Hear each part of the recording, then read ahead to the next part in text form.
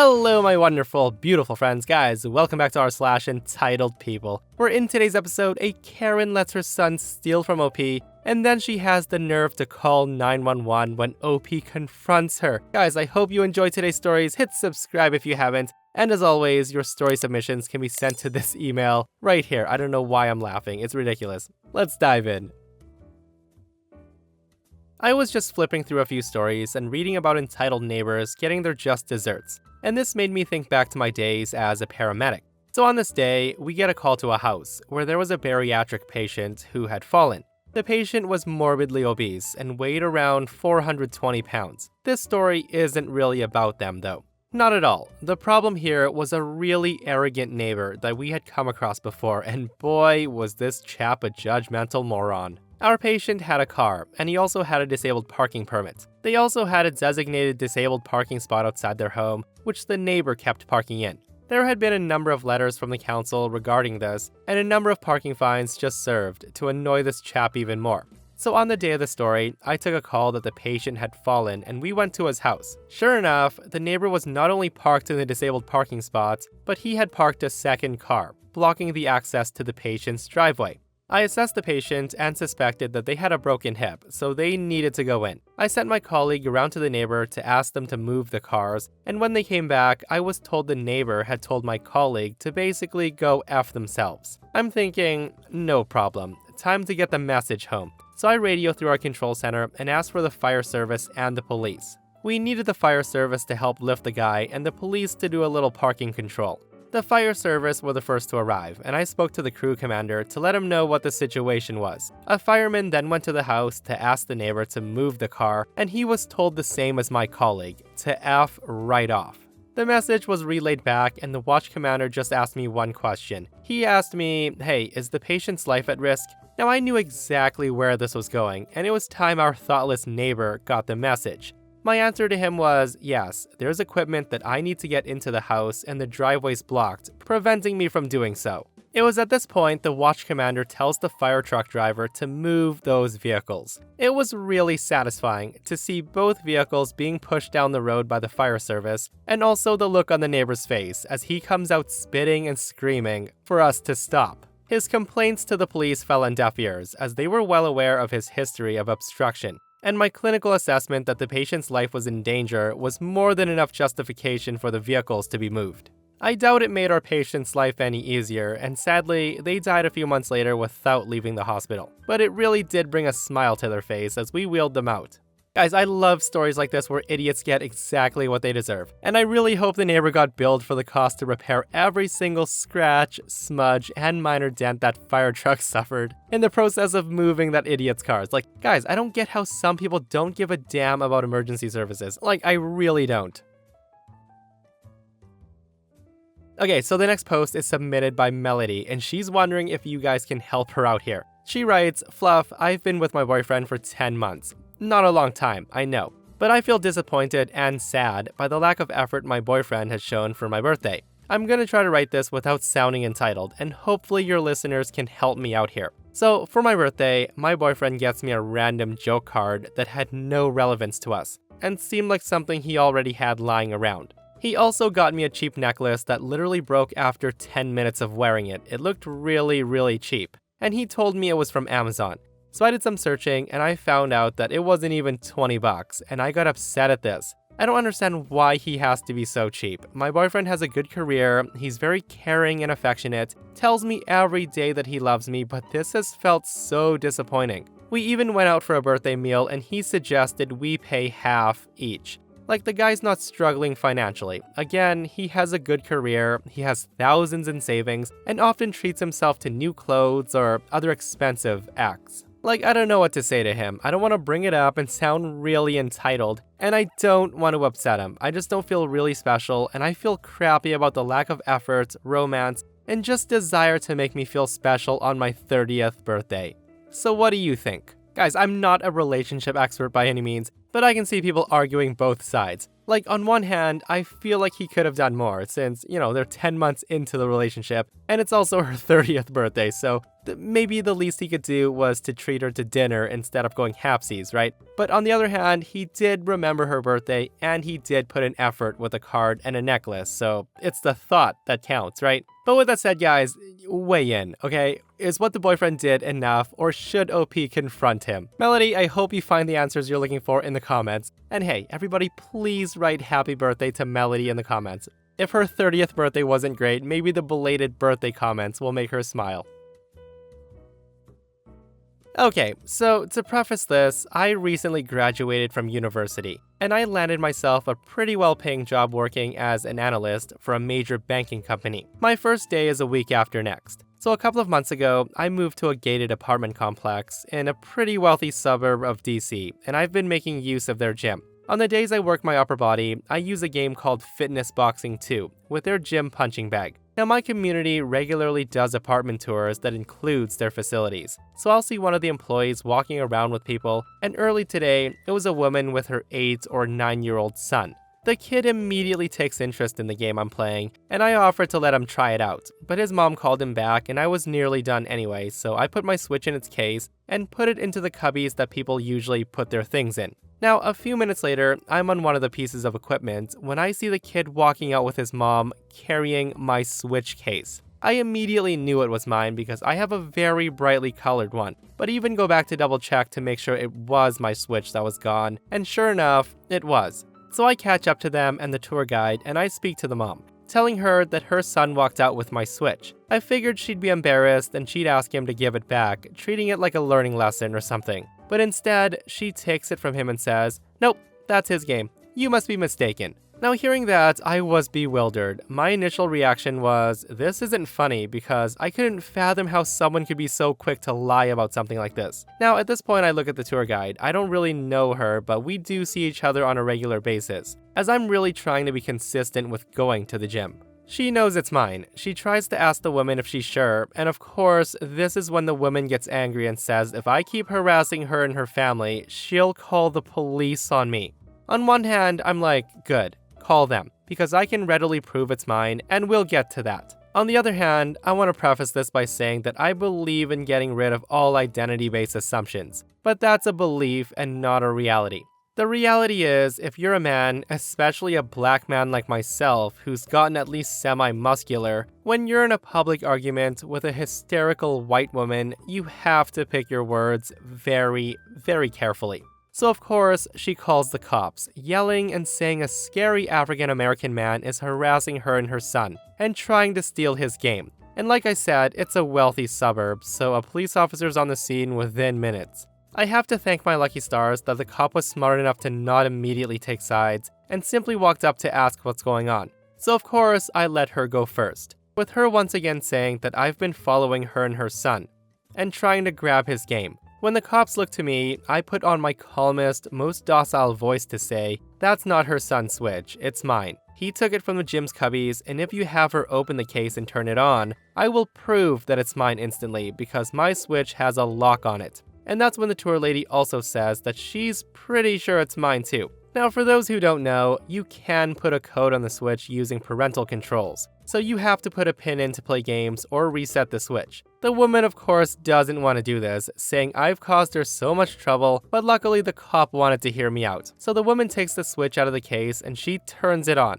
Firstly, I point to the profile at the top, which is of my me, and it looks exactly like me. At this, the woman manages to turn on a dime, and she says they recently bought it from a friend who looks exactly like me. So that's when I respond with, hey, did that friend give you the parental controls password? She says, that's mine. I'm the parent. I then say to her, so turn it off. She then looks at me and says, I don't have to show you anything. The woman immediately turns it off again, and she tries to put it away. But luckily, once again, the cop says that she has to show it if it's really hers. She then turns it on and pauses because she has absolutely no idea how it works. So I kindly say, you press the button at the top to prompt the pin, and then get my phone out. The woman tries to put in a random combination, and of course it doesn't work. Now, the interesting thing about the Switch parental controls is if you put in the wrong code, it sends a notification to the app. So within 30 seconds, I was showing the cop the notification that said, your PIN was entered incorrectly. Finally, the woman starts apologizing, saying it's an honest mistake, and hands me back my Switch and the case. And the woman has the audacity to ask the tour lady to continue the tour. The cop then says it would be best if she leaves, and says that he's gonna escort her to her car. And this is when she gets mad at the complex, and she says she's never giving them her business as she gets walked out the door. That's honestly what ticks me off. There's no happy ending. I have every game I've bought in the 4 years I've owned the Switch in this case.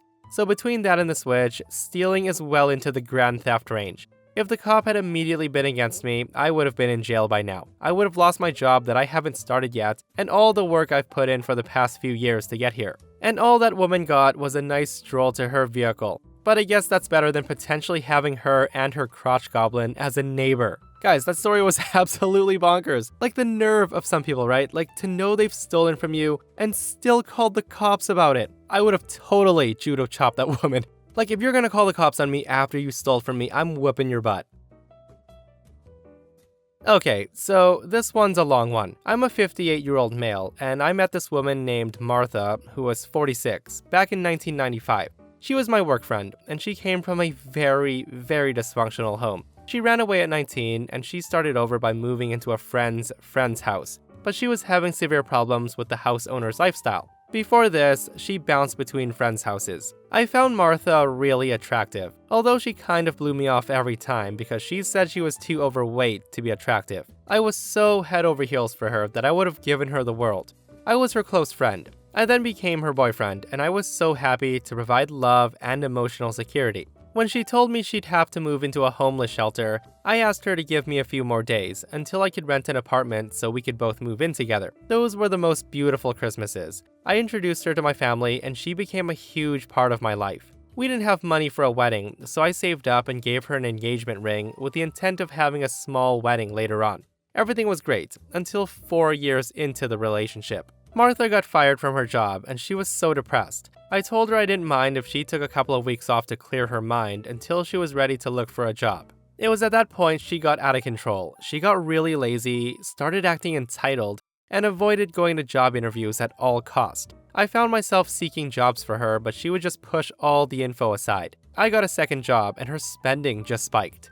I would often get home to find lots of catalog purchases and mail packages from Martha Stewart-style stuff. I went from asking her to getting mad to begging her not to spend our money on crap. She was bleeding us dry with the amount of worthless crap she would buy. She would cry and immediately recall her family's abuse, and I fell for it so many times. It was a red flag. Then she reconnected from friends from her old town. These people loved her, and I was clear they were more than welcome to stay over every now and then because I just loved seeing her so happy. The first visits were great. After that, she would change whenever they weren't around. Martha would yell at me, threaten not to marry me, mock me, and treat me like crap in front of them. Honestly, I felt like she just wanted to show them that she had someone who loved her so much that she could just be a bully. Also, one of her friends was absolutely gorgeous and loved her like a sister. Her name was Mandy. She was 48 years old and always treated me like family, but I don't know if Martha was jealous. Mandy became like a sister to me. I then saw Martha do some things to Mandy, and I slowly became aware that the woman I loved at the starting point wasn't real. Mandy always bought lots of gifts for her. She always called, especially when Martha got sick with the flu. I began to lose my peace of mind. Martha would chase me around the house, yelling and screaming if I didn't comply with whatever she wanted. The ups and downs made our situation very unstable. She didn't want to spend time with my family, nor wanted me to go visit. Whenever I got really upset and swallowed my anger by staying quiet, she would often have crying fits and faint. I then told her that I would call an ambulance next time, and her fainting just stopped. So the turning point happened when we had a small get-together with her friends. There was a Madonna song on the radio, and she suddenly got passive-aggressive.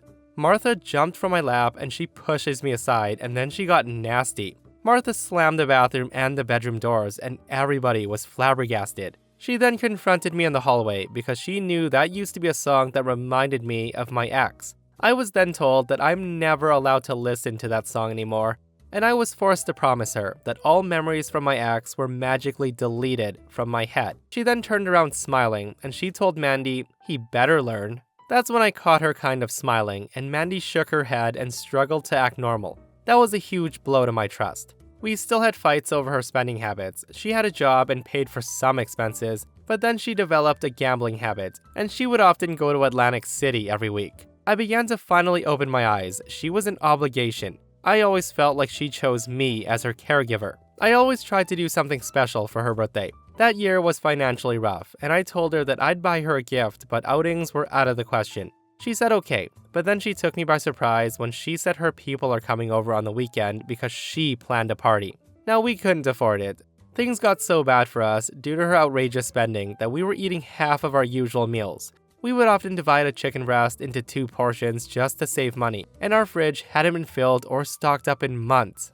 Martha and I had a huge argument on the day of her birthday because she told me not to embarrass her, and that her friends were coming over, and that was that. She then told me to be home so the balloons could be delivered. At this point, we were yelling at each other on the phone. She was out to get the food, and the balloon guy came in, and he brought some of the decorations, and my mind kept going crazy because all that money could have gone towards paying a bill to keep the lights on, or something else that was necessary. It was at that point I grabbed my stuff and left. It wasn't a very easy decision, but I was depressed and drowning. I never saw a light at the end of the tunnel. I could roast so much, but I never saw a resolution. My friend Josh, who lived upstairs, knew about my situation, and he really came through by helping me load all of my stuff inside his car. I took the goddamn radio and the TV and some other stuff I paid for, and Josh said that she shouldn't have had such a fancy birthday decor at my expense, so he popped all the balloons. At that point, I didn't care. The pain of being fed up and fatigued is something I wouldn't wish on anybody. I was so pissed that I canceled all the utilities and the ATM card I gave her for emergencies.